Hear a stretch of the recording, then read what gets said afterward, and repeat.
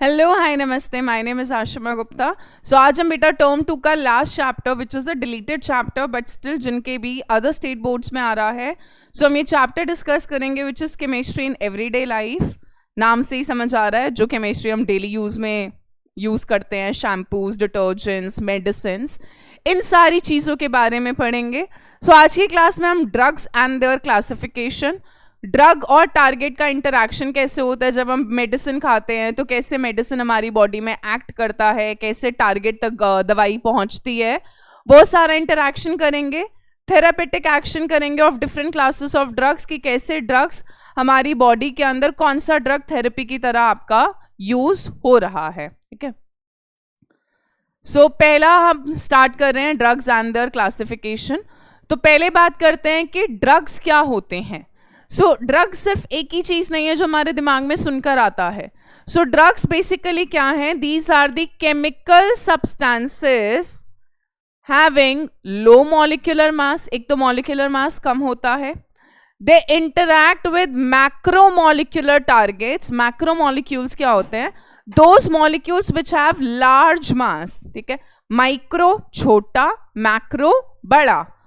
सो ये क्या करते हैं, जो ड्रग्स होते हैं वो हमारे बॉडी के अंदर जो मैक्रोमोलिक्यूलर टारगेट्स होते हैं उनके साथ जाके इंटरैक्ट करते हैं और बायोलॉजिकल रिस्पॉन्स को प्रोड्यूस करते हैं। अब आते हैं मेडिसिन्स। तो वो ड्रग्स जो हमारी बॉडी के अंदर एक थेरेपी की तरह एक यूजफुल रिस्पॉन्स प्रोड्यूस करते हैं, उन ड्रग्स को हम क्या बुलाते हैं? मेडिसिन्स बुलाते हैं। ठीक है, ऑब्वियस ही बात है, मेडिसिन भी एक पर्टिकुलर डोज में ही लेना चाहिए, ज्यादा ले लोगे तो प्रॉब्लम होगा। सो दोज ड्रग्स जो हमारी बॉडी के अंदर थेरेपेटिक रिस्पॉन्स, थेरेपी की तरह एक यूजफुल रिस्पॉन्स प्रोड्यूस करते हैं, उन ड्रग्स को हम क्या बुलाते हैं? मेडिसिन्स बुलाते हैं। फिर आता है कीमोथेरेपी। आपने पढ़ भी रखा होगा, सुना भी होगा। कैंसर पेशेंट्स जो होते हैं जनरली दे अंडरगो कीमोथेरेपी। तो कीमोथेरेपी में क्या करते हैं? इट इज द साइंस जिसमें केमिकल्स को यूज करा जाता है in the treatment of diseases due to bacterial invasion. जब बैक्टीरियल इन्वेजन की वजह से जो डिसीजेस प्रोड्यूस होते हैं उनको जब हम केमिकल्स के थ्रू ट्रीट करते हैं, कीमोथेरेपी में जनरली यही होता है कि जो आपके कैंसरस सेल ग्रो कर रहे होते हैं उस जगह पर कीमोथेरेपी करा जाता है ताकि सेल ग्रो ना करें, उनकी ग्रोथ रुक जाए। तो ये क्या करते हैं कीमोथेरेपी के अंदर? These chemicals destroy the micro organism. जो भी बैक्टीरियल इन्वेजन है जो हमारी बॉडी के अंदर हार्मफुल इफेक्ट प्रोड्यूस कर रहा है उसको ये क्या करते हैं? डिस्ट्रॉय कर देते हैं। बट जो होस्ट होता है, होस्ट का मतलब है कि जिसकी भी बॉडी के अंदर वो डिसीज है, होस्ट के जो बॉडी पार्ट है या जो टिश्यूज हैं उनको डैमेज नहीं करता, उनको अफेक्ट नहीं करता। तो ये केमिकल माइक्रो ऑर्गेनिज्म को डिस्ट्रॉय करते हैं without affecting any material extent, यानी टिश्यूज ऑफ होस्ट। होस्ट के टिश्यूज पर कोई फर्क नहीं पड़ता, वो डैमेज नहीं होते। सिर्फ कीमोथेरेपी के अंदर क्या होते हैं? जो केमिकल्स होते हैं वो बॉडी के अंदर हार्मफुल माइक्रो ऑर्गेनिज्म जो डिसीज कॉज कर रहे होते हैं, उसको स्प्रेड कर रहे होते हैं, उनको किल कर देता है। अब बात करते हैं ड्रग्स के क्लासिफिकेशन की।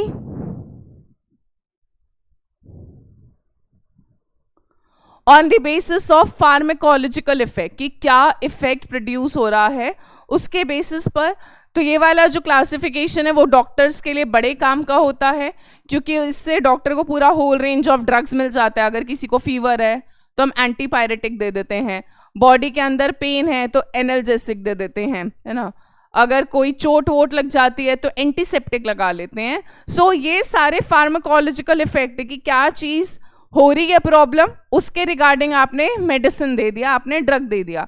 तो हमारे पास एंटीपायरेटिक्स का एक पूरा रेंज है जिसमें फीवर वीवर आता है, वो वाली फीवर को कम करने के लिए। बॉडी में पेन हो रहा है, सर में पेन हो रहा है, एनाल्जेसिक दे दिया, एंटीसेप्टिक दे दिया। ठीक है, तो इस तरह के ड्रग्स का हमने क्लासिफिकेशन कर रखा है फार्माकोलॉजिकल इफेक्ट पर। दूसरा क्लासिफिकेशन है ड्रग के एक्शन पर, कि ड्रग का हमारी बॉडी में क्या एक्शन है, क्या रिस्पॉन्स है। तो जैसे अगर मैं हिस्टामिन्स की बात करूँ, हिस्टामिन हमारी बॉडी के अंदर प्रोड्यूस होता है, तो हिस्टामिन क्या करता है? हमारी बॉडी में इन्फ्लेमेशन कर देता है। तो देयर आर वेरियस वेज जिसमें हम हिस्टामिन का जो बॉडी के अंदर एक्शन है, हिस्टामिन से क्या होता है कि बॉडी में कहीं कहीं जगह पे इन्फ्लेमेशन आ जाती है, थोड़ी बहुत एलर्जी वगैरह भी आ जाता है। तो हिस्टामिन के एक्शन को रोकने के लिए, इनहिबिट करने के लिए हम क्या कंज्यूम कर सकते हैं? Anti histamine. तो ड्रग का क्या एक्शन है, उसको ऑपोजिट हमने जो भी उस चीज को रोक सकता है, इनहिबिट कर सकता है। जो भी मेरा ड्रग का एक्शन है, अगर हिस्टामिन मेरी बॉडी के अंदर इन्फ्लेमेशन प्रोड्यूस कर रहा है तो मैं एंटी हिस्टामिन लूंगी जो उस ड्रग के एक्शन को क्या कर देगा? रोक देगा, इनहिबिट कर देगा। ऐसी चीजें लेते हैं। तीसरा क्लासिफिकेशन करते हैं स्ट्रक्चर के बेसिस पर। तो स्ट्रक्चर के बेसिस पे क्या क्लासिफिकेशन करा गया कि वो सारे ड्रग्स जिनके सिमिलर स्ट्रक्चरल फीचर है, यानी उनका सिमिलर फार्माकोलॉजिकल एक्टिविटी होगा, जैसे कि सल्फोनामाइड्स। तो सल्फोनामाइड्स का एक जनरल स्ट्रक्चर दे दिया आपका, यहां तक करेंगे एनालीन हो गया तो NH2 सल्फोन अमाइड्स, ठीक है, S डबल बॉन्ड और डबल बॉन्ड और NHR, R कैन बी और डिफरेंट अल्काइल ग्रुप।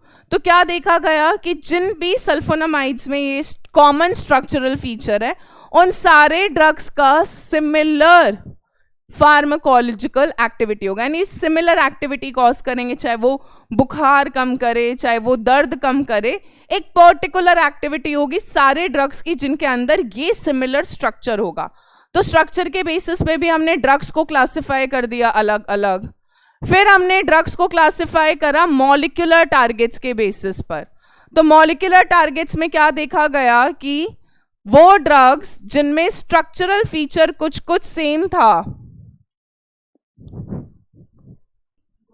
जिन भी ड्रग्स के अंदर कॉमन स्ट्रक्चरल फीचर है, उनका जो भी एक्शन ऑन टारगेट्स का मैकेनिज्म है, यानी जब वो ड्रग टारगेट पे जाकर एक्ट करेंगे तो they are all going to behave in the same way, सब सेम तरीके से काम करेंगे, ठीक है। ये टारगेट मॉलिक्यूल्स यूजुअली हमारी बॉडी के अंदर बायोमॉलिक्यूल्स है, कार्बोहाइड्रेट्स हो गए, लिपिड्स हो गए, फैट्स हो गए, प्रोटीन्स हो गया आपका, ये सारा उस पर काम करेगा। अगर मैं 4 क्लासिफिकेशन की बात करूं तो हमने क्या करा? पहला फार्माकोलॉजिकल इफेक्ट, कि बॉडी के अंदर क्या इफेक्ट हो रहा है, क्या प्रॉब्लम आ रही है, उसके बेसिस पर हमने ड्रग्स को अलग अलग में क्लासिफाई कर दिया। एनाल्जेसिक, एंटीपायरेटिक्स, एंटीसेप्टिक, एंटीमाइक्रोबियल्स होता है, एंटी फर्टिलिटी ड्रग्स होते हैं, आपको नींद नहीं आ रही तो उसके लिए एक दवाई है, आपको टेंशन स्ट्रेस हो रहा है उसके लिए एक दवाई है। तो सारा फार्माकोलॉजिकल इफेक्ट पर क्लासिफाइड है। फिर आते हैं ड्रग एक्शन पर, कि मेरा जो बॉडी के अंदर प्रॉब्लम आ रहा है उसको ब्लॉक करने के लिए, उस चीज को जो कॉज कर रहा है, हमने क्या कर दिया? उसी चीज को ब्लॉक कर दिया।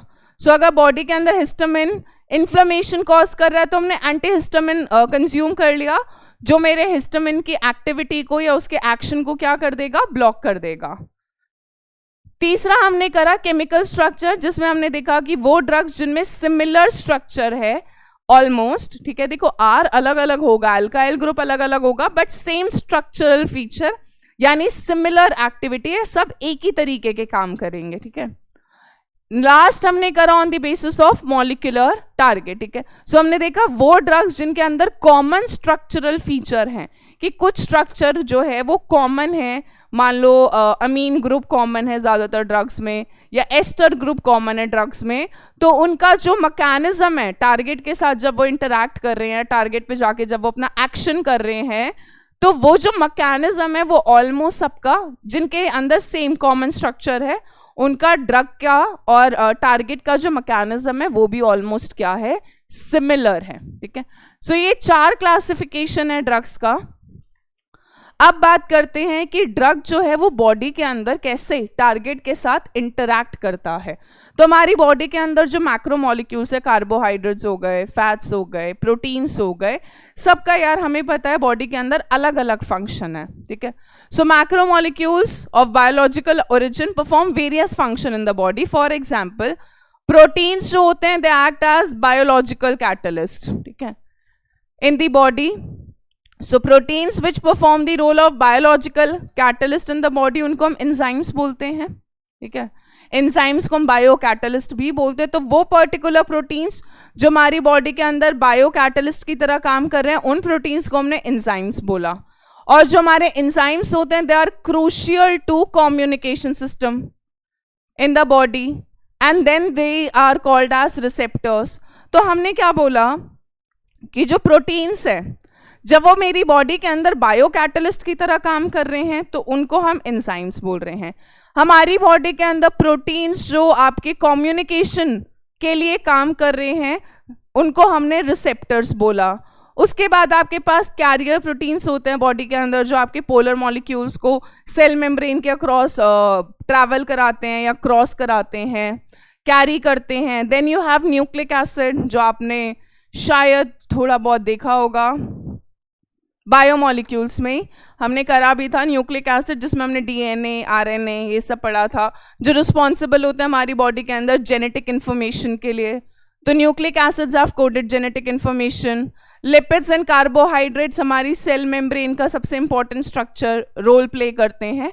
तो हमारी बॉडी के अंदर जो मैक्रोमॉलिक्यूल्स प्रेजेंट है वो अलग अलग रोल परफॉर्म करते हैं और उसी पर डिपेंड करेगा कि मेरा जो ड्रग आ रहा है वो किस मैक्रोमॉलिक्यूल पर आया, किस तरीके से इंटरैक्ट करेगा, क्या प्रॉब्लम आ रहा है मैक्रोमॉलिक्यूल के अंदर, सो उस पर बेस्ड होगा।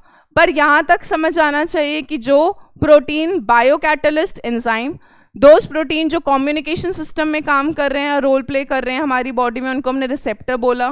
Then we have carrier proteins जो आपका पोलर मॉलिक्यूल कैरी करा रहे हैं, nucleic acid which are responsible for genetic information, lipids हैं, कार्बोहाइड्रेट्स हैं जो हमारी सेल मेम्ब्रेन के लिए इंपॉर्टेंट पार्ट है। अब बात करते हैं जब एंजाइम एज ड्रग टारगेट की तरह काम करता है, क्योंकि एंजाइम्स हमें पता है भाई बायो कैटलिस्ट है। हमने एंजाइम का एक लॉक एंड की मैकेनिज्म भी पढ़ रखा है कि ये किस तरीके से हमारी बॉडी के अंदर रिएक्शन को कैटलाइज कराते हैं, ठीक है। तो the first function of enzyme is to hold the substrate for chemical reaction. तो होता क्या है एंजाइम के अंदर, ये पहले भी हमने पढ़ रखा है सरफेस केमिस्ट्री में भी, एंजाइम के अंदर क्या प्रेजेंट होती हैं बेटा, आपकी एक्टिव साइट्स। और ऐसा नहीं है कि कोई भी सबस्ट्रेट आकर एंजाइम में आकर फिट हो जाएगा, नहीं भाई, ये जो एक्टिव साइट्स होती हैं बहुत पर्टिकुलर होती हैं। जो सबस्ट्रेट इस एक्टिव साइट में आकर एकदम फिट होगा वही आपका किस में कन्वर्ट होता है, प्रोडक्ट्स में कन्वर्ट होता है। तो एंजाइम्स के अंदर एक्टिव साइट्स हैं जो सबस्ट्रेट के मॉलिक्यूल को क्या करती है, होल्ड करके रखती है एक सूटेबल पोजीशन में ताकि it can be attached bye reagent effectively. अब जो सबस्ट्रेट है वो एंजाइम के थ्रू अलग अलग तरीके से बॉन्ड कर सकता है या अलग अलग फोर्स के थ्रू ज्वाइन हो सकता है। क्या क्या फोर्सेस हो सकती है, आयनिक बॉन्डिंग हो सकती है, यानी एंजाइम में जब सबस्ट्रेट आया एक्टिव साइट में या तो वो आयनिक बॉन्डिंग से जुड़ सकता है, हाइड्रोजन बॉन्डिंग से जुड़ सकता है, वैन डर वाल्स फोर्सेस से जुड़ सकता है जो हमारी वीक फोर्स ऑफ इंटरैक्शन है, डाइपोल डाइपोल इंटरैक्शन से जुड़ सकता है। तो depending on enzyme, depending on substrate, हमारे पास अलग अलग तरह के इंटरैक्शंस हो सकते हैं। बट सबसे इंपॉर्टेंट चीज क्या है कि एंजाइम कि एक्टिव साइट में जो सबस्ट्रेट है वो प्रॉपरली पोजीशन होना चाहिए, प्रॉपरली होल्ड। अब यार ये घर वाली बात है, मैं किसी भी ताले से, मतलब मैं किसी भी ताले को कोई भी चाबी से नहीं खोल सकती, राइट? ऐसा होने लगा तो फिर तो सोच लो क्या हाल होगा। सो आपके एक पर्टिकुलर लॉक के लिए एक पर्टिकुलर की है, आप उसको उस की के अंदर प्रॉपरली फिट करोगे, फिर की को घुमाओगे तब लॉक खुलेगा।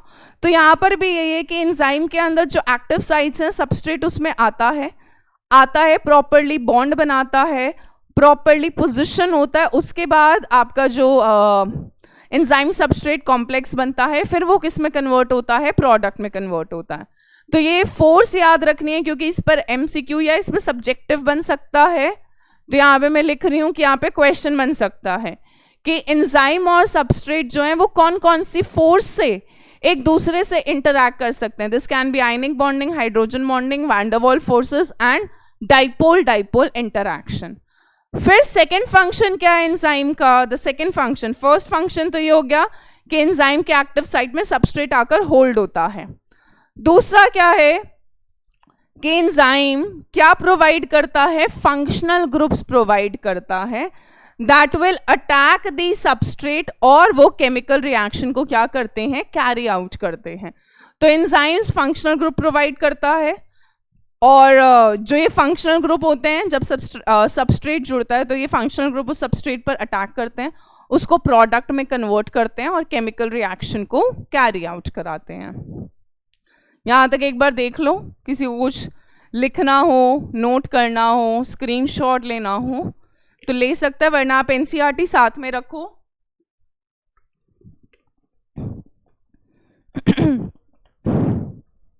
और उसमें अंडरलाइन करते चलो।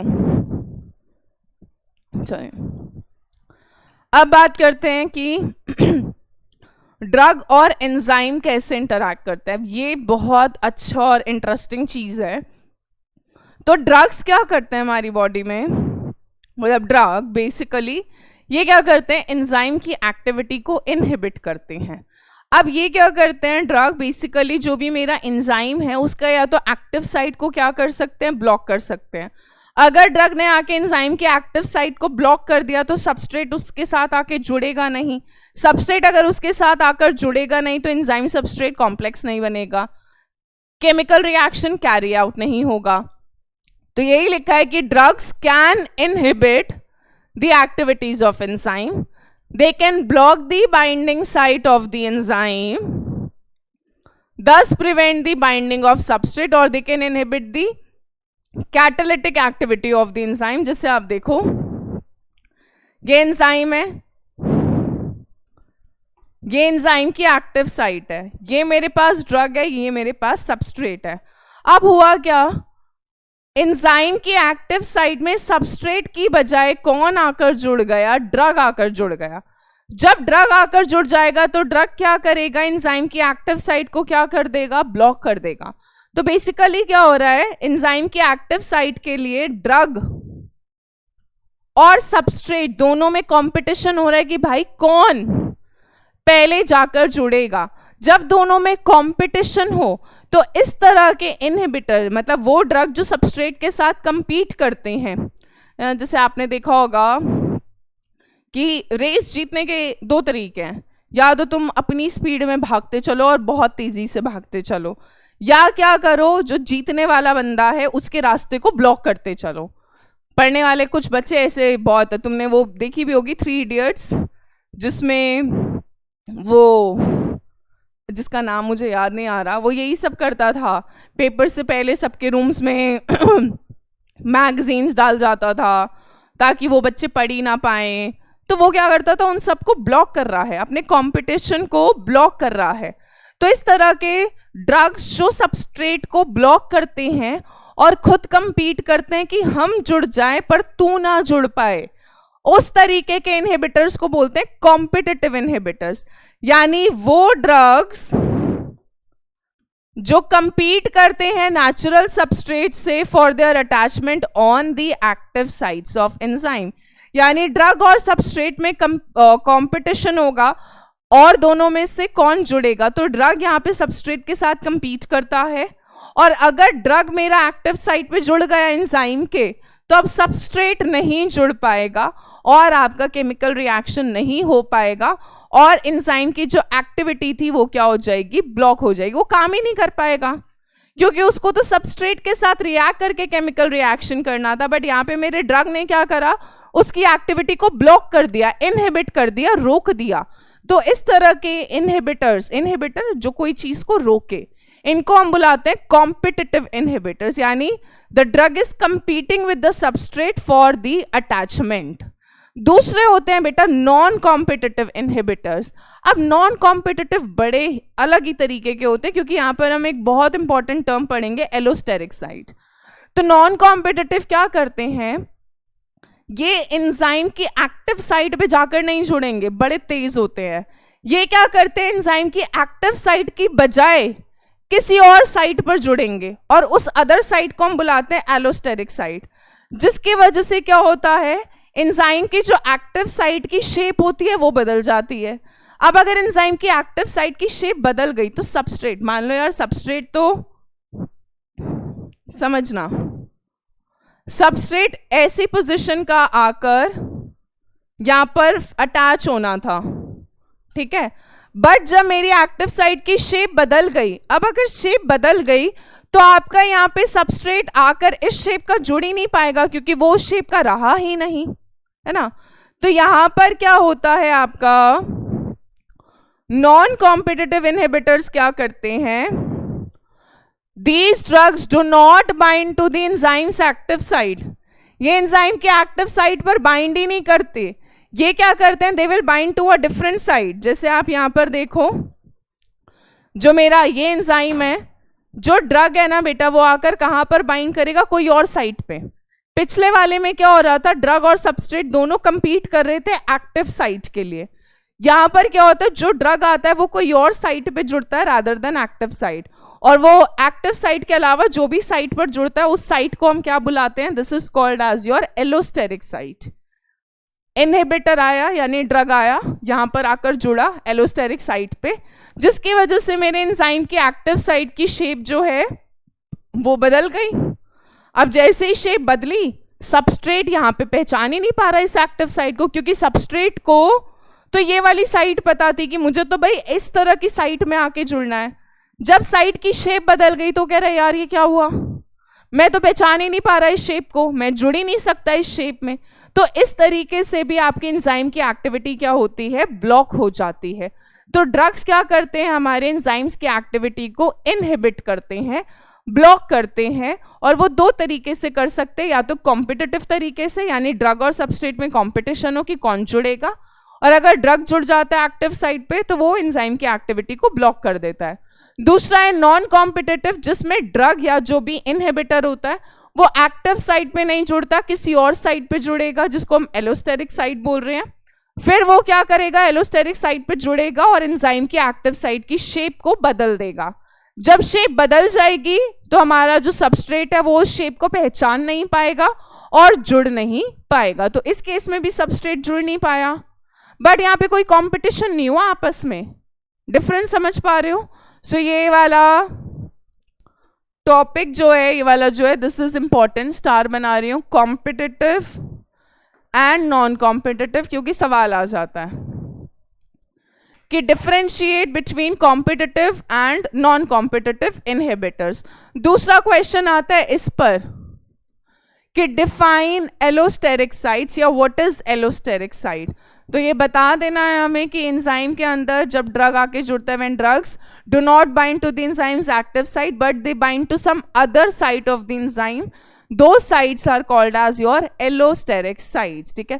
और I can say the site which is other than the active site of enzyme is called as allosteric site. चलिए नेक्स्ट बात करते हैं जब रिसेप्टर्स. अब रिसेप्टर हमने क्या बोला कि वो जो प्रोटीन्स जो किस में काम आते हैं? हमारे कम्युनिकेशन में काम आते हैं, उनको हमने क्या बुलाया? हमारा रिसेप्टर. तो अब बात करते हैं कि रिसेप्टर्स जो होते हैं वो कैसे ड्रग टारगेट की तरह काम करते हैं. ठीक है.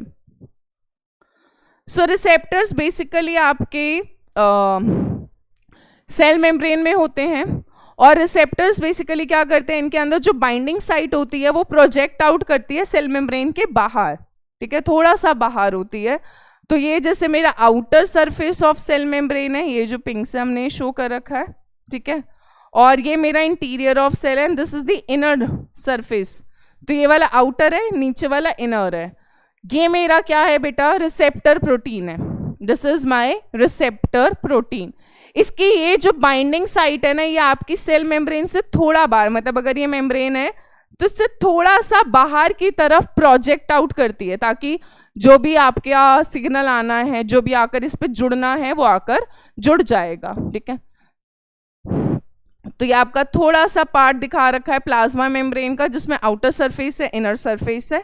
तो आपका सेल मेम्ब्रेन के अंदर ही प्रेजेंट होता है रिसेप्टर प्रोटीन, और इसकी जो बाइंडिंग साइट होती है वो थोड़ा सा प्रोजेक्ट आउट बाहर की तरफ होती है, ताकि सिग्नल वगैरह में काम कर सके. सो अब हमने यही बोला है कि रिसेप्टर्स बेसिकली हमने क्या डिफाइन करे हैं? वो प्रोटीन जो बॉडी के कम्युनिकेशन में इंपॉर्टेंट होते हैं. अब दूसरा डायग्राम देखिए, केमिकल मैसेंजर्स का काम कैसे करता है पहले वो समझो. देखो भाई, ये आउटर सरफेस, ये इनर सरफेस था मेम्ब्रेन का, ये बाइंडिंग साइट थी. तो होगा क्या? केमिकल मैसेंजर आएगा और बाइंडिंग साइट पर आकर जुड़ेगा.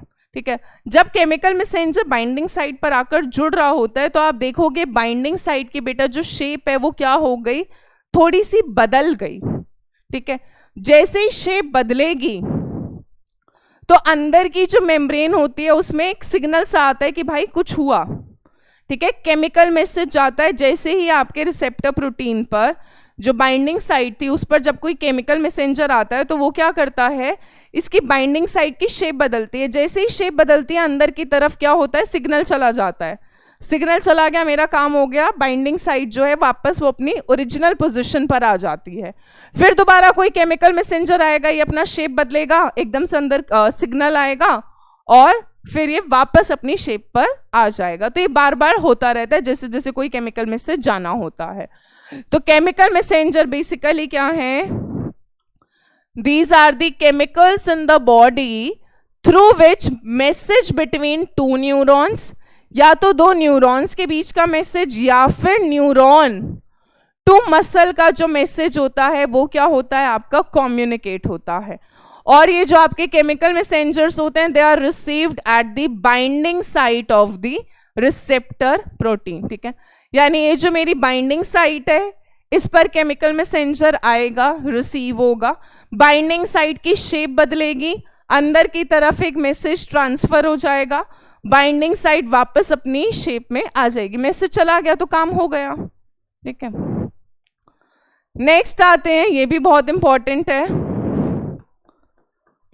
Anti agonist and agonist. Anti agonist क्या होता है, drugs that bind to the receptor site and inhibits its natural function, ठीक है। एंटी एगनिस्ट वो ड्रग्स हैं जो क्या करेंगे, रिसेप्टर की बाइंडिंग साइट पर आकर जुड़ेगा और इसका जो नेचुरल फंक्शन है उसको क्या कर देगा, रोक देगा, खत्म कर देगा। तो they are useful when blocking of messages required. अगर मेरे को कोई मैसेज ब्लॉक कराना है, हम नहीं चाहते कि हमारी बॉडी के अंदर ये मैसेज जाए, तो हम कौन से ड्रग्स लेते हैं, anti agonist. Anti agonist drug क्या करेंगे, जो बाइंडिंग साइट है उस पर जाएंगे, जुड़ेंगे रिसेप्टर साइट पर तो रिसेप्टर की साइट या जो बाइंडिंग साइट है वहां पर जुड़ेंगे, उसके फंक्शन को ही रोक देंगे अगर मेरे रिसेप्टर प्रोटीन का फंक्शन रुक गया तो कोई मैसेज कम्युनिकेट ही नहीं होगा। तो ये तब काम आता है एंटी एगनिस्ट ड्रग्स जब आपको अपनी बॉडी के अंदर कोई पर्टिकुलर मैसेज नहीं देना चाहिए ही नहीं, मुझे ये मैसेज नहीं चाहिए। जैसे हम सोचते हैं ना, मुझे चीज़ फील ही नहीं करनी, मुझे इस बारे में सोचना ही नहीं, मुझे ये चीज़ जाननी ही नहीं, वो वाली चीज़। तो जब हमें कोई पर्टिकुलर मैसेज ब्लॉक कराना है हमारी बॉडी के अंदर, then we use anti agonist. अब आता है एगनिस्ट। एगनिस्ट वो ड्रग्स होते हैं जो नेचुरल मैसेंजर को मिमिक करते हैं। मिमिक्री तो हम सबको पता है, कॉपी करना। स्कूल में पहले होता भी था, इस टीचर की एक्टिंग करके देखो। कुछ बच्चों को शौक भी होता है अपने टीचर की एक्टिंग करना, अपने आसपास ही जो स्टूडेंट्स हैं उनकी एक्टिंग करना। तो एगनिस्ट क्या होते हैं, ये ड्रग्स क्या करते हैं, जो भी मेरा मैसेंजर है, बेसिकली नेचुरल मैसेंजर को, जो मेरा केमिकल मैसेंजर था जो मैसेज लेकर आ रहा था, उस नेचुरल मैसेंजर को क्या करते हैं, मिमिक करते हैं, कॉपी कर लेते हैं by switching on the receptor. और ये तब यूज होते हैं जब मेरे पास नेचुरल केमिकल मैसेंजर नहीं है। मान लो मेरी बॉडी को नेचुरली केमिकल मैसेंजर नहीं मिल पा रहा, तो वहां पर हम कौन से यूज कर सकते हैं, एगनिस्ट ड्रग्स। तो एगनिस्ट ड्रग्स क्या करते हैं, आपका जो केमिकल मैसेंजर है नेचुरल वाला, उसको कॉपी कर लेते हैं, मिमिक। होता है ना कभी कभी मूवी के अंदर या कोई सीरियल में, मान लो जो लीड एक्टर है उसने सीरियल छोड़ दिया, तो ये क्या करते हैं, उसी से सिमिलर मिलता जुलता ले आते हैं जो उसके रोल को प्ले कर ले। तो यहाँ पर भी यही कर रहे हैं कि अगर मेरा केमिकल मैसेंजर नेचुरल जो है वो रिसीव नहीं हो पा रहा या वो मेरी बॉडी में नहीं पहुंच पा रहा, तो यहाँ पर हम क्या करते हैं, एगनिस्ट ड्रग्स लेते हैं। एगनिस्ट ड्रग्स क्या करेगा, नेचुरल केमिकल मैसेंजर को कॉपी कर लेगा, उसकी हरकतों को कॉपी कर लेगा और उसके बाद उसी की तरह काम करने लग जाएगा। तो ये मिमिक करते हैं नेचुरल मैसेंजर को, आएंगे binding site of receptor protein, जुड़ेंगे, इंड्यूस फिट होगा, शेप बदलेगी, मैसेज चला जाएगा और वापस ओरिजिनल शेप पर आ जाएगा, ठीक है। So they are useful when there is lack of natural chemical messenger. तो एंटी एगनिस्ट हमें तब काम आते हैं जब हमें मैसेज ब्लॉक कराना होता है, क्योंकि ये बाइंडिंग साइट को ही ब्लॉक कर देते हैं, फंक्शन को ही रोक देते हैं। और एगनिस्ट हमें तब काम आते हैं जब हमारी बॉडी के अंदर नेचुरली केमिकल मैसेंजर नहीं मिल रहा, तो ये क्या करते हैं, केमिकल मैसेंजर को कॉपी कर लेते हैं, ठीक है। सो आप काफ़ी कुछ पढ़ चुके हैं, आप एलोस्टेरिक साइट पढ़ लिया हमने, कॉम्पिटिटिव नॉन कॉम्पिटिटिव इनहिबिटर्स पढ़े, एंटी एगनिस्ट एगनिस्ट पढ़ लिया। चलिए अब बात करते हैं कि जब ड्रग्स मेरी बॉडी के अंदर, मेरी नहीं मतलब हमारी बॉडी के अंदर काम कर रहे हैं थेरेपी की तरह, ठीक है। सो पहला है एंटासिड। एंटासिड बहुत पहले से सुनते आ रहे हैं। सो जब भी बॉडी के अंदर हमारे स्टमक के अंदर एक्सेस ऑफ एसिड रिलीज हो जाता है तो वहाँ वो हमारे स्टमक में एसिडिटी कॉज करता है, जिसकी वजह से पेन होता है, इरिटेशन होती है, जलन हो रही होती है पेन के स्टमक के अंदर। तो उसको हम बोलते हैं एसिडिटी स्टमक में, कि भाई एसिडिटी हो गई, सुबह से कुछ नहीं खाया, एसिड प्रोड्यूस हो गया एक्सेस में, इनडाइजेशन हो गया, है ना। बहुत, ये तो कॉमन प्रॉब्लम है डे टू डे लाइफ की। तो एंटासिड्स क्या करते हैं, जो आपकी एक्सेस ऑफ एसिड प्रोड्यूस हो रहा है उसको न्यूट्रलाइज कर देता है। अब न्यूट्रलाइज करने के लिए ऑब्वियसली बात है, अगर एसिड है तो उसके लिए मुझे कुछ बेसिक मीडियम चाहिए। तो हम पहले एसिडिटी डिफाइन करते हैं। जब ओवर प्रोडक्शन हो जाए स्टमक के अंदर, अब स्टमक के अंदर कौन सा एसिड प्रेजेंट होता है, हाइड्रोक्लोरिक एसिड होता है। म्यूकस की मेम्ब्रेन होती है और अंदर हमारा हाइड्रोक्लोरिक एसिड होता है। तो जब स्टमक में एक्सेस ऑफ एसिड प्रोड्यूस हो जाए, जरूरत से ज्यादा प्रोड्यूस हो जाए, तो वो स्टमक में पेन कॉज करता है, इरिटेशन होती है और कभी कभी कुछ केसेस में अल्सर भी डेवलप हो जाता है, ठीक है। कभी कभी किसी के स्टमक में छाले हो जाते हैं, कभी कभी किसी के माउथ में भी छाले हो जाते हैं। तो जो अल्सर होता है, कुछ केसेस में अल्सर प्रोड्यूस हो जाता है। सो मेटल हाइड्रोक्साइड, क्योंकि मेटल हाइड्रोक्साइड आपके बेस की तरह काम करते हैं, तो they act as better antacid, यानी ये क्या करेंगे, एसिडिटी को कंट्रोल करेंगे, जो एक्सेस एसिड है उसको न्यूट्रलाइज कर देंगे। तो मेटल हाइड्रोक्साइड्स हम बचपन से पढ़ते आ रहे हैं, मिल्क ऑफ मैग्नीशिया जो आपका MgOH होल ट्वाइस होता है, that is a very common antacid used. इसके अलावा ड्रग सिमिटिडिन, जिसको हम टेगामेट भी बोलते हैं, this was discovered which was used to prevent interaction of histamine with receptor present in the stomach wall। तो ये क्या था, जो एक ड्रग था सिमिटिडिन, ये क्या करता था, जो आपका हिस्टामिन का इंटरैक्शन है, जो इन्फ्लेमेशन वगैरह कॉज कर रहा है, उस हिस्टामिन के इंटरैक्शन को प्रिवेंट करता था विद द रिसेप्टर, जो रिसेप्टर प्रोटीन हमारे स्टमक वॉल के अंदर होते हैं, जिसकी वजह से हमारे स्टमक में एसिड ही कम प्रोड्यूस होता है, ठीक है। तो ये बेसिकली क्या करता है, आपके स्टमक के अंदर एक्सेस ऑफ एसिड ये न्यूट्रलाइज नहीं कर रहा बेटा, this is not neutralising the excess acid.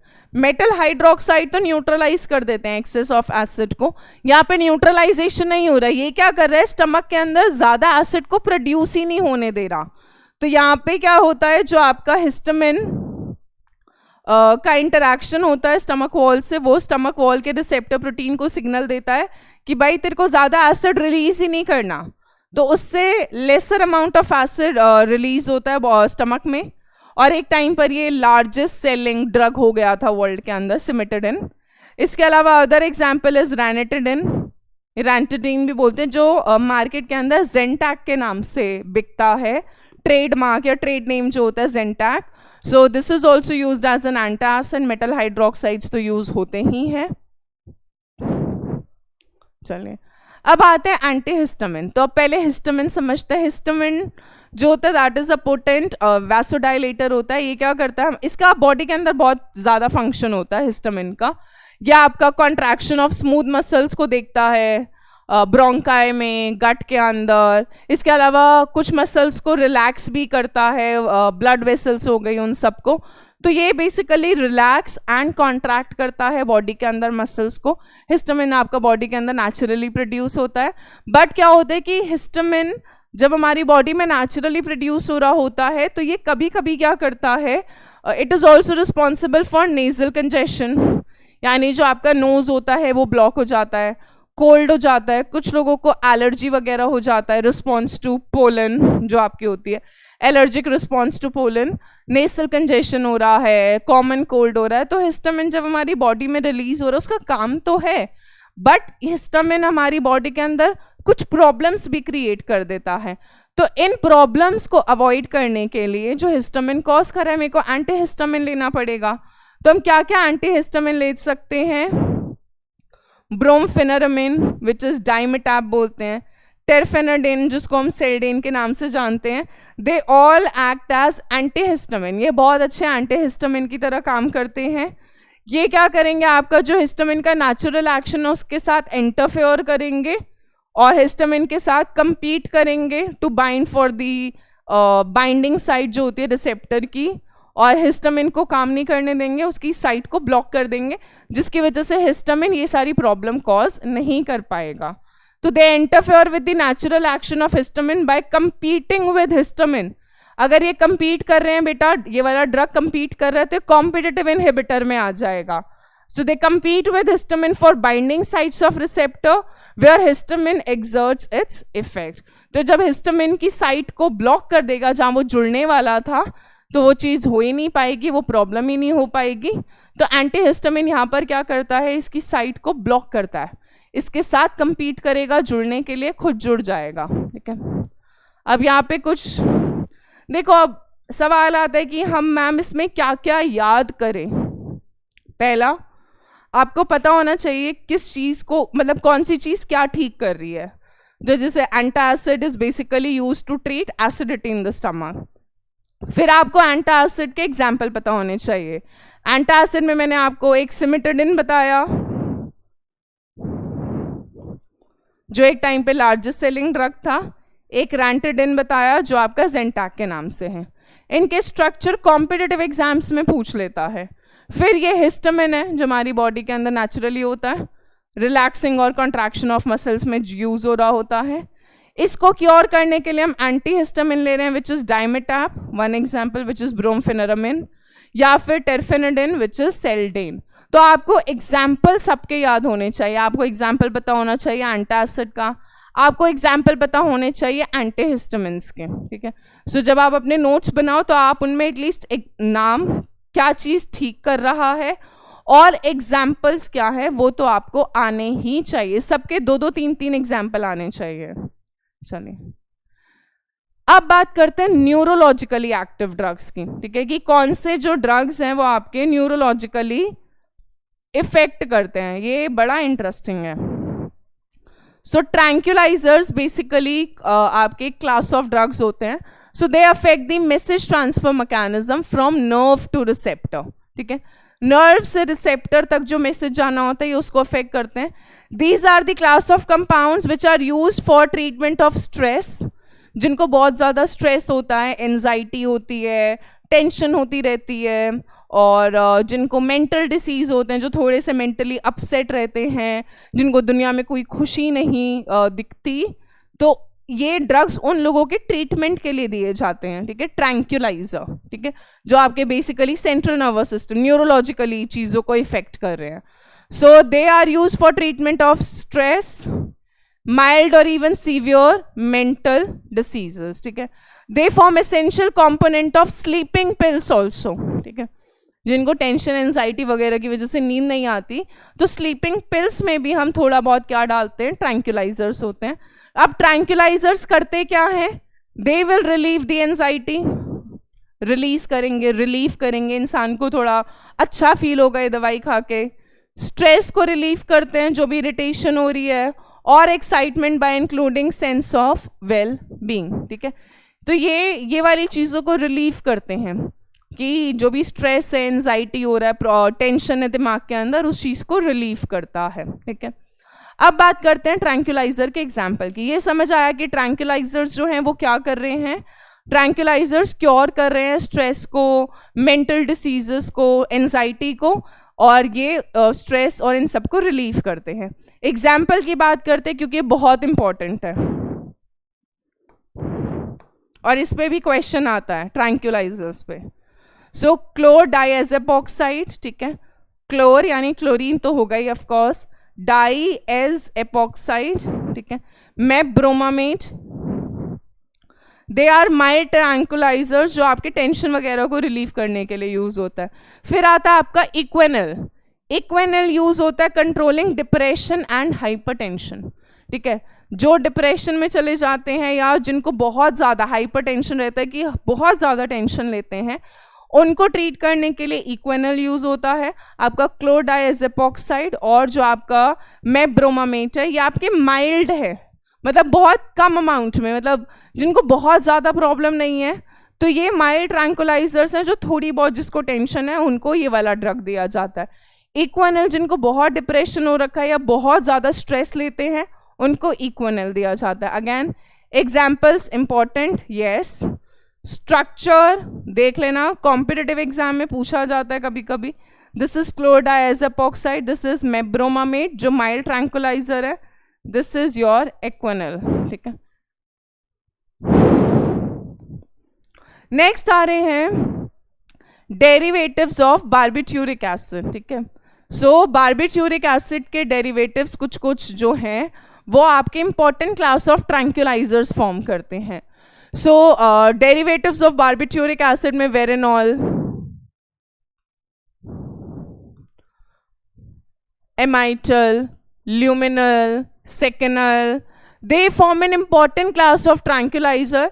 Barbituric acid के जो डेरिवेटिव्स होते हैं इनको हम बुलाते हैं बार्बिट्यूरेट्स। क्या बुलाते हैं? बार्बिट्यूरेट्स। बार्बिट्यूरिक एसिड के डेरिवेटिव्स बार्बिट्यूरेट्स, ये हिप्नोटिक होते हैं।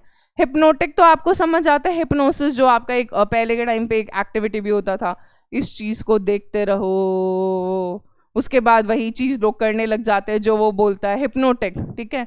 सो ये हिप्नोटिक होते हैं, स्लीप प्रोड्यूसिंग होते हैं, ये हिप्नोसिस हो जाता है, जैसा बोला जाएगा इंसान थोड़ा वैसा करने लगेगा। अगर हम बोलेंगे खुश रहो तो थोड़ा खुश रहने की कोशिश करेगा।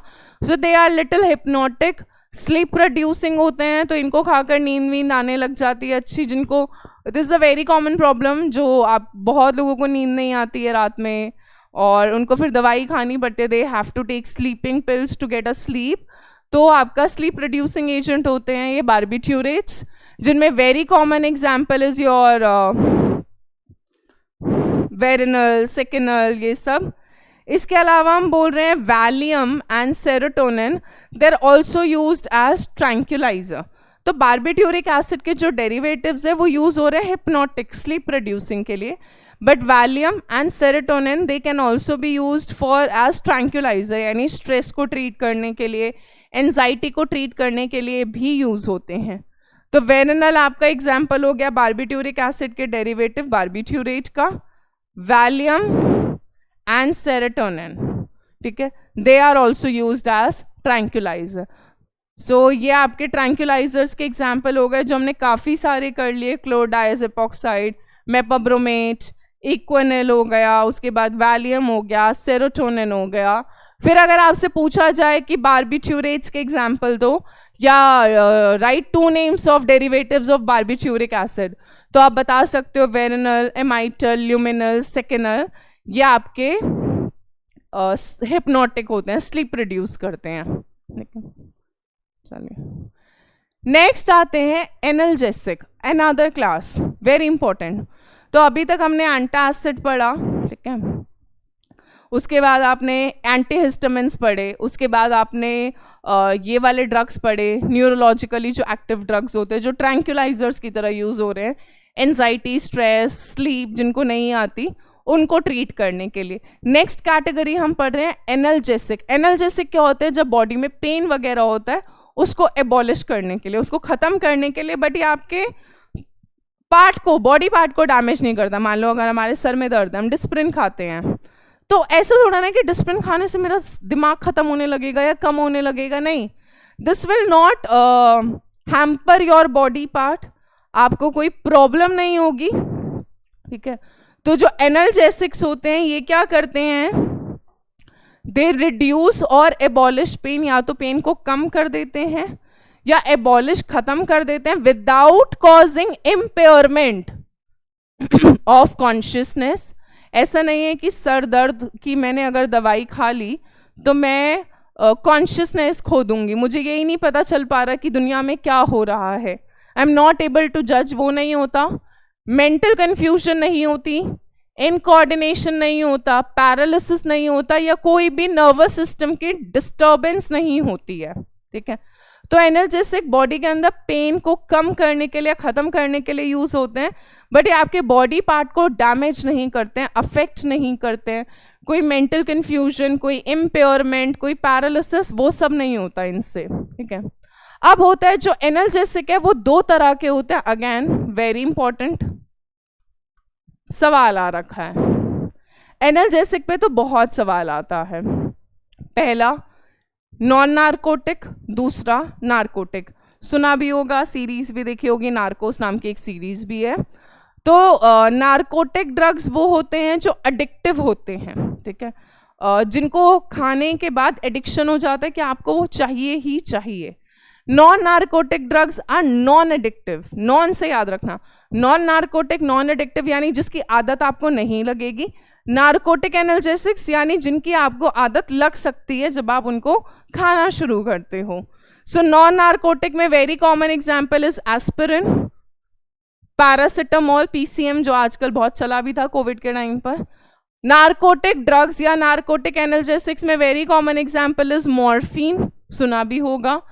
इसी के होमोलोगस जो होते हैं जैसे हीरोइन हो गया, कोडीन हो गया, ये सारे के सारे आपके किस में आ जाते हैं, नार्कोटिक ड्रग्स में, यानी जो एडिक्टिव होते हैं। तो यहाँ पर जैसे स्ट्रक्चर दे रखा है मॉर्फिन का, उसी के मिलता जुलता हीरोइन, उसी के मिलते जुलता आपका कोडीन, ठीक है। सो याद रखना है narcotic analgesics, non narcotic analgesics. Analgesics का काम क्या है, पेन को रिड्यूस करना या पेन को एबॉलिश करना विदाउट कॉजिंग इम्पेयरमेंट। चलिए नेक्स्ट बात करते हैं बेटा एंटी माइक्रोबियल्स की, ठीक है। तब तक 1 मिनट पढ़ो।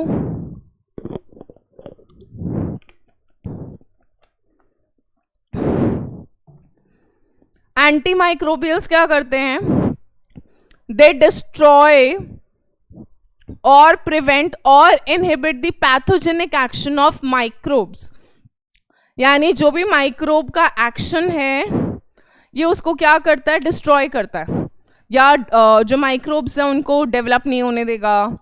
अगर वो कहीं पर एक्शन कॉज करने वाले हैं तो उसके एक्शन को रोक देगा, या तो माइक्रो ऑर्गेनिजम्स को किल ही कर देगा, माइक्रोब्स को, बैक्टीरियाज वगैरह को, या फिर उनके एक्शन को नहीं होने देगा, इनहिबिट करेगा उनके एक्शन को, या उनकी डेवलपमेंट नहीं होने देगा further. So antimicrobial destroy or prevent development or inhibit the pathogenic action of microbes such as bacteria, जिनके लिए हम एंटीबैक्टीरियल ड्रग यूज करते हैं। फंजाई या फंगाई जो भी बोलते हो, उनके लिए हम एंटी फंगल एजेंट्स यूज करते हैं। वायरस, उनके लिए हम एंटीवायरल एजेंट्स यूज करते हैं। पैरासाइट्स के लिए एंटी पैरासिटिक ड्रग्स लेते हैं, पैरासाइटिक ड्रग्स रिस्पेक्टिवली। यानी जो भी आपका माइक्रोब है उसको किल करने के लिए या उसकी डेवलपमेंट को रोकने के लिए, उसके एक्शन को रोकने के लिए उसका ऑपोजिट, मतलब जो भी उसका किलिंग वाला होगा हम उस ड्रग को ले लेंगे। यानी अगर वायरस से कुछ हो रहा है तो एंटीवायरल लेंगे, फंजाई से हो रहा है तो एंटी फंगल लेंगे, इस तरीके से। बैक्टीरिया से है तो एंटी बैक्टीरियल लेंगे। अब इसमें अलग अलग कैटेगरी आती है। First is antibiotics, very common example लेते भी हैं अगर बीमार वगैरह होते हैं या बॉडी के अंदर कोई प्रॉब्लम हो जाती है, कोई स्किन प्रॉब्लम है, कुछ भी है, तो एंटीबायोटिक्स लिया जाता है। Long back I remember, not long back, in 2022 जब ये फर्स्ट वेव आया था तो मेरे हाथ पर, इस वाले राइट हैंड पर निशान अभी भी थोड़ा सा है, मेरे हाथ पे मकड़ी फिर गई थी, जिसकी वजह से मेरे पूरे हाथ पे इन्फ्लेमेशन हो गया था, रेडनेस हो गया था, एंड मुझे नहीं पता था। तो उस टाइम पर of course I think for a week और 10 days, क्योंकि जो उसका पॉइजन था वो मेरे बॉडी ब्लड के अंदर तक पहुंच गया था, जिसकी वजह से not only my hand, my other body parts में भी वो स्प्रेड होने लग गया था। और उसको ट्रीट करने के लिए ऑफ कोर्स ट्यूब तो दिया ही, साथ साथ मैंने कुछ दिन तक एंटीबायोटिक्स चलाया था। सो एंटीबायोटिक्स वो ड्रग्स होते हैं जो इन्फेक्शंस को ट्रीट करने के लिए यूज होते हैं because of low toxicity for humans and animals. Initially इनको हमने क्लासिफाई करा था as chemical substances produced by micro organisms that inhibit the growth और इवन डिस्ट्रॉय माइक्रो ऑर्गेनिजम्स, ठीक है। पहले हमने एंटीबायोटिक्स को उसमें क्लासिफाई करा था कि जो आपके माइक्रो ऑर्गेनिजम्स जो केमिकल सब्सटेंस, ठीक है, प्रोड्यूस करते हैं, हम उसी को यूज करके उस माइक्रो ऑर्गेनिज्म की ग्रोथ को या उनको खत्म करने के लिए यूज करते थे।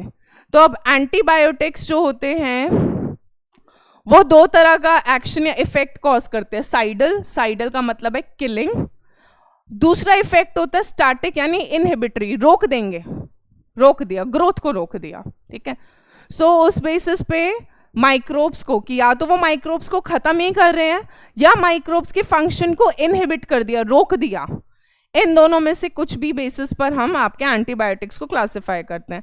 तो बैक्टीरिसाइडल का मतलब क्या है, जो बैक्टीरिया उसको किल कर रहा है, उसमें एग्जाम्पल आ जाता है आपका पेनिसिलिन, ठीक है, अमीनोग्लाइकोसाइड्स, ऑफ्लॉक्सिन, पेनिसिलिन तो सबने सुना होता है।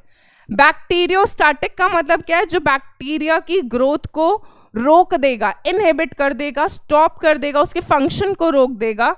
एग्जाम्पल में आ गया erythromycin, tetracycline, chloramphenicol, very common example, ठीक है। सो बैक्टीरिसाइडल एंड बैक्टीरियोस्टैटिक, अगर साइडल और स्टैटिक से याद रखोगे तो याद रहेगा। साइडल का मतलब है किलिंग, जो बैक्टीरिया को किल करे। बैक्टीरियोस्टैटिक का मतलब क्या है, जो स्टैटिक, रोक दे, इनहिबिट कर दे वहीं पर, ठीक है। सो एंटीबायोटिक्स इन्फेक्शंस वगैरह को क्योर करने के लिए यूज होते हैं, ठीक है। सो मेन तो जनरल कैटेगरी है एंटी माइक्रोबियल्स। अब जो भी मेरा माइक्रोब है उसके बेसिस पर हम अलग अलग क्लासिफाई करेंगे, बैक्टीरिया तो एंटी बैक्टीरियल, फंजा है तो एंटी फंगल, उस बेसिस पे कर रहे हैं। तो antibiotics are used to cure infections, they can be cidal, they can be static. चलिए, so the range of bacteria or other microorganism that are affected by certain antibiotic, इनको हम एक स्पेक्ट्रम में क्लासिफाई करते हैं, जो बेसिकली दो तरह का है, ब्रॉड स्पेक्ट्रम और नैरो स्पेक्ट्रम। एक और आता है which is limited spectrum. Broad spectrum antibiotics में नाम से समझ आ रहा है, एंटीबायोटिक्स विच किल और इनहिबिट, यानी वो स्टैटिक हो सकते हैं, वो साइडल हो सकते हैं। तो एंटीबायोटिक्स विच किल और inhibit wide range of gram positive and gram negative bacteria, wide range, तभी तो हम ब्रॉड स्पेक्ट्रम बोल रहे हैं, यानी वो एंटीबायोटिक्स जो मेरे या तो ग्राम पॉजिटिव और ग्राम नेगेटिव के होल रेंज को किल कर दे या फिर इनहिबिट कर दे उनके फंक्शन को या उनकी ग्रोथ को। एग्जाम्पल में बात करते हैं ब्रॉड स्पेक्ट्रम के, पहला ampicillin, amoxicillin. So ampicillin and amoxicillin are basically penicillin का ही मॉडिफिकेशन है, ठीक है, ये ब्रॉड स्पेक्ट्रम में आते हैं। फिर आता है आपका chloramphenicol, this is rapidly absorb from gastrointestinal tract, और टाइफाइड वगैरह, dysentery, acute fever, urinary infections, meningitis, pneumonia, इन सब में क्लोरमफेनिकॉल दिया जाता है, ठीक है। इसके बाद आते हैं वैंकोमाइसिन एंड ऑफ्लॉक्सिन, ये भी आपके किस में आते हैं, ब्रॉड स्पेक्ट्रम एंटीबायोटिक, यानी दे वर्क और दे किल और inhibit whole range of gram positive and gram negative bacterias. Example याद रखने हैं ब्रॉड स्पेक्ट्रम में, एम्पिसिलिन, एमॉक्सीसिलिन हो गया, क्लोरमफेनिकॉल हो गया, वैंकोमाइसिन हो गया, ऑफ्लॉक्सिन हो गया, ये सारा। नेक्स्ट आते हैं, इसी में ही है अभी, antibiotic dysidazirine, this is suppose to be toxic towards certain strains of cancer cells. तो अगर हम डाइसिड्रोजिन ज्यादा अमाउंट में ले लेते हैं तो this can cause toxic effect also. Next आ रहे हैं नैरो स्पेक्ट्रम। नैरो का मतलब है कि they are mainly effective against gram positive या फिर ग्राम नेगेटिव, दोनों नहीं है, they are effective mainly against या तो ग्राम पॉजिटिव और मेनली अगेंस्ट ग्राम नेगेटिव। अब नैरो रेंज हो गया, पहले क्या है, wide range of gram positive and gram negative. Narrow में they are effective mainly against gram positive और ग्राम नेगेटिव बैक्टीरिया। एग्जाम्पल में यहाँ पर पेनिसिलिन जी है, penicillin G, this is essential to test patient for sensitivity, allergy वगैरह के लिए to penicillin before administration, ठीक है। सो किसी भी पेशेंट को पेनिसिलिन जी देने से पहले उसका टेस्ट होता है एलर्जी का, कि उसको कोई प्रॉब्लम तो नहीं आएगा ये देने से। नेक्स्ट है लिमिटेड स्पेक्ट्रम एंटीबायोटिक्स, ठीक है। लिमिटेड स्पेक्ट्रम में क्या है, these are effective against only certain single organism या सिंगल डिसीज, यानी ये ज्यादा पर एप्लीकेबल नहीं है। तो लिमिटेड तो बहुत ही लिमिटेड हो गया, यानी सिंगल ऑर्गेनिज्म या सिंगल डिसीज के अगेंस्ट ही काम करेगा। ज़्यादा रेंज नहीं करेगा। तो हमने स्पेक्ट्रम के बेसिस पर एंटीबायोटिक्स को 3 में करा, broad, narrow and limited. Limited का मतलब है जब हम बोलते हैं ना ये बुक लिमिटेड एडिशन में है, मतलब बहुत कम है। तो लिमिटेड स्पेक्ट्रम का मतलब है वो एंटीबायोटिक्स जो बेसिकली आपके सिंगल ऑर्गेनिज्म के अगेंस्ट वर्क कर रहे हैं, ये एक पर्टिकुलर डिसीज को ही ठीक करने के लिए यूज हो रहे हैं, ठीक है। सो आज की क्लास में बेटा यहीं तक कर रहे हैं। इसका थोड़ा सा पार्ट बचा हुआ है, एंटी फर्टिलिटी ड्रग्स, वो मैं नेक्स्ट क्लास में कवर करूंगी, followed by chemicals in food and your cleansing agent, और फिर आपका चैप्टर खत्म हो जाएगा। सो एनसीईआरटी का पेज नंबर 447 से 455 आज की क्लास पर बेस्ड है। तो एक बार नोट्स रिवाइज कर लेना, यहाँ तक टॉपिक पढ़ लेना, और सारे जितने भी अभी तक हमने पढ़े हैं, आपका एनाल्जेसिक हो गया और आपका एंटासिड्स हो गया, ट्रैंक्युलाइजर्स हो गए, एंटीहिस्टामिन्स हो गए, इनके एग्जाम्पल 2-3 बार याद कर लेना, चाहे लिख कर करो चाहे खुद से रिवाइज करो, बट ये कर लेना क्योंकि एमसीक्यू है, सब्जेक्टिव में आ जाता है, give 2 example of this of that, तो ये आपको आना चाहिए।